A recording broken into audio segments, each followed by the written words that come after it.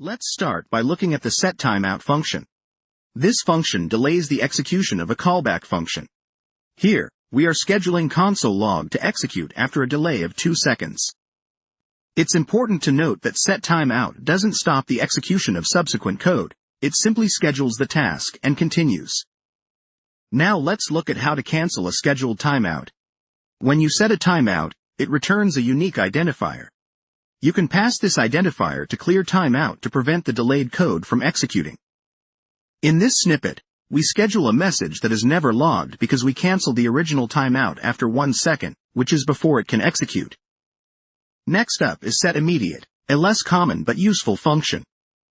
It schedules a task to run immediately after the current event loop tick and any pending I/O tasks.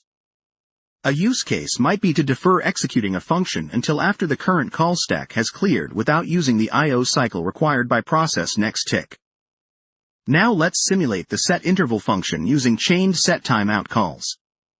This technique ensures that the next call is not scheduled until the current one completes, making it more reliable than setInterval under certain conditions.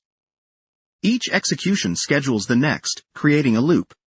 It begins by scheduling repeat task to run every 2 seconds.